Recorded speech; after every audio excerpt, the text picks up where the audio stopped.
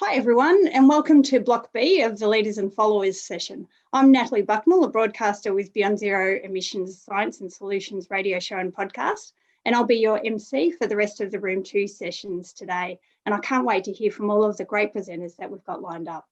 I set them each a bit of homework, asking them to share their favourite EV or EV experiences. And so I must come clean on my own and disclose I'm a Hyundai Kona fan, but I owe my EV conversion experience to a ride in a friend's BMW i3. So I've definitely got a soft spot for them and their high use of sustainable materials. This session, we've got 3 wonderful speakers, followed by 20 minutes of Q&A. So you'll have plenty of chance to ask questions. We're looking at innovations in grassroots programs and different ways of engaging with people about the transition to electric vehicles. We're examining it from several different perspectives, starting off with Emma Sutcliffe's unique program. So Emma's CV is just incredible, filled with an amazing range of communications and management roles. And this expertise and her long-term interest in climate and renewable energy have led her current role as Director of EV Up, a producer of commercial AC and DC EV charging solutions. She delights in the fact that with charging her plug-in hybrid EV from her off-grid solar system, she only needs to buy petrol about once every 3 months or so, which is a great thing. Her prospective favourite EV is a 1963 EJ Holden that she's converting to electric. What a wonderful project. But most relevant for today is her role as the leader of the schools project, Idle Off. Here she is now to tell you all about it, Emma Sutcliffe. Thanks, Natalie. But it's always embarrassing to hear your own introduction, so excuse the blushes. Thanks so much for having me along on this. I think this is a really important day for electric vehicles in Australia, and it's a fantastic panel to be part of, so thanks for having me. So the Idle Off project is essentially, at its core, it's a free program for students to help them identify and mitigate the risk of idling vehicles, particularly in their school grounds. Just before I jump into that, just a brief on top of what you've already said. So I'm business development with Evolution Australia and Director of EV Up, and essentially the 2 companies are partner companies. With Evolution, we're looking at home charging, and we do things like classic conversions, and there's the EJ there. She's got a name, she's called Tammy, which was the most popular girl's name in Australia in 1963 when she was made. And EV Up, we focus on anything commercial. So the Idle Off project has been excuse the terminology, but brain fart of mine it's been rattling around in my head for probably 3 or 4 years. And it started when I was taking my children to school, and I'd go to pick them up in the afternoon, and I would sit in a car park full of maybe 40, 50 parents, the vast majority of which were in, diesel SUVs. And I would watch them turn up at 3 o'clock, and they would sit in the car for 25, 30 minutes, and they'd park the car facing into the sun and then roll the windows up and put the air conditioning on and leave the engine running. And to my mind, it was just insane. And when I looked further, I saw it everywhere. I saw it in shopping centre car parks, outside primary schools, outside where my son went to jiu-jitsu, for instance. And these are all the places, these are parents that have come to collect and protect their children. They're all the places where we're actually nurturing and looking after our children. But what would happen is these kids would come out of school, they'd head to the parent car park, or they'd head to a row of school buses, all of which were still, sitting there idling. They'd, with their family cars, they'd open the boot, chuck their school bag in, right at the spot where they get a lungful of diesel particulate, which, as we know, is incredibly toxic to humans. So I became kind of the mad parent, running around the school car park saying to parents, like, can you turn your engine off? I'd be doing this to parents. And eventually they stopped looking at me in the eye, and I was getting to the point where I was probably going to be asked to stop coming to the school ground. So I decided to do a bit of research. And what I found, I'll flick through these fairly quickly because we don't have a lot of time, but what I found was that, of course, as many discussions on the forum today have talked about, the cars we drive every day contribute to about half of our transport emissions.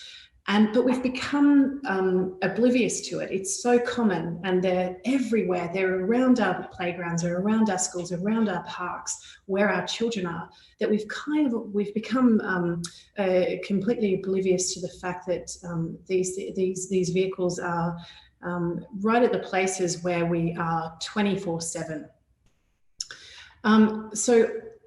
We can't do until obviously the transition to low emission transport kind of accelerates further. We can't do a lot about the cars that we travel in every day. However, we can do something about idling because it is an invisible threat to our children, particularly around those schoolyards. So the threat is this, that essentially vehicle exhaust from both petrol and diesel vehicles is linked to respiratory illness, it's linked to cancers, and children are at risk because they're developing, because they're small, because they're these emissions on a daily basis.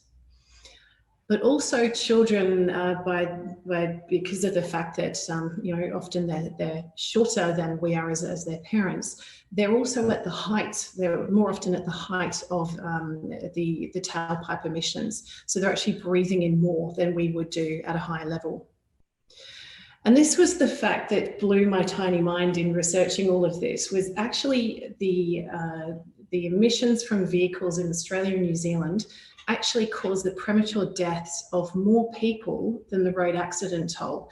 Now, I'm sure most of you will agree that, I can't remember a time in all the years I've been driving where I haven't seen an awareness campaign about road accident toll, about don't use your phone while you're driving, don't drink and drive, all of those. That's always been a thing right throughout my childhood and all the years I've been driving.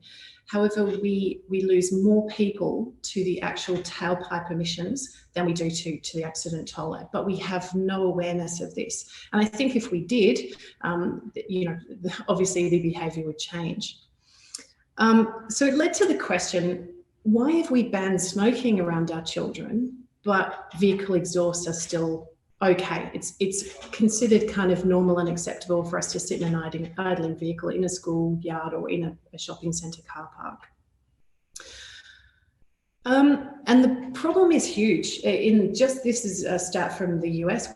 We don't have any research on this in Australia currently, but we're hoping to change that. In the US, it's been estimated that if we can just stop people idling, if people turn their engines off, if they're going to be sat somewhere for longer than 10 seconds, it would be the equivalent of taking 5 million vehicles off the road, which again was a far greater amount than I was expecting. We're also seeing a number of major cities ban idling, and in fact in New York it's actually illegal to idle your vehicle. You can be fined for it. However, there have been very few fines issued because it's quite hard to police. So all of this research led me to a really great team of people, including the AEVA's president, Chris Nash, but in particular, Claire Walter, who is she's a PhD researcher on air pollution. She's often called in to help with things like the effect of bushfire smoke on people, particularly following last year's bushfire season. And also Nathan Gore-Brown from Movement, who both Claire and Nathan, when I just got chatting to them through various things, and both of them mentioned the fact that they're also the mad parent that runs around the school car park telling other parents to turn their engines off. So we kind of clicked, and from that the Idle Off project was born. It's a very simple one-page website. And essentially what we aim to do is just give school students, it's aimed at that kind of year 8, year 9 kind of age group, but we've had children as young as grade 6 actually take up this program, which has been great. And it's a series of simple project sheets. So they can download these, and the first project sheet talks about what are the emissions, gives them a glossary. It talks about the stats, and we hope we've designed it in a way that's engaging, so that to really pique the interest of the students following the project. We also wanted to give students a very, having air quality monitors is is a great way to measure air quality around their school, but it's not feasible for a lot of schools. They're expensive bits of equipment. So we we researched some very, very simple ways that don't cost anything or are very low cost, where students can actually measure the air pollution around their school, particularly at that school drop-off and pick-up time. And then helps them kind of create a bit of a plan to communicate that message to their school community. And again, sort of gives them a little bit of an idea of the type of thing that they can come up with, and encourages them to come up with their own message. But the Idle Off So Your Kids Don't Cough actually came from the very first group I worked with on the Idle Off project, a group of Year 9 students from my children's school, and they came up with that slogan, and I loved it, and I told them I was stealing it, which they were quite happy for me to do. So that's become our kind of the Idle Off slogan. We were really pleased to have the support of some really great health and EV sector heavy hitters, including Asthma Australia and the Lung Foundation. We're supported by the AUVA, and also the Better New Zealand Trust, obviously over the ditch. But it's important to note, I think, that the Idle Off project doesn't talk about electric vehicles. It talks about a combination of ways, and encourages kids to find a combination of ways that we can move to low emission transport, whether that's walking, cycling, those kinds of things. We didn't want this to be, it's not a project about go and tell your parents to buy an electric vehicle. That's absolutely not what it's about. So the messaging is very simple. If your vehicle is going to be stationary for more than 10 seconds, simply switch it off. That's the very, very simple messaging that all the groups that have taken part in the Idle Off project have been sharing with their school communities.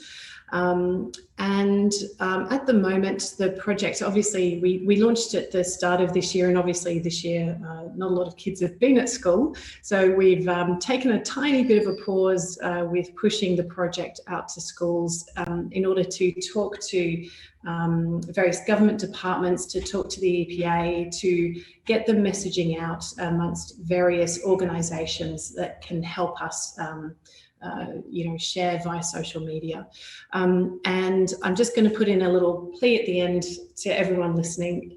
The ways you can help are very, very simple. Please send the website, share the message with any, particularly students that you know, but also teachers, anyone that you know that works with children who are possibly looking at a way to create a sustainability style project at school. This is a really simple, easy project for them to follow. Thanks very much.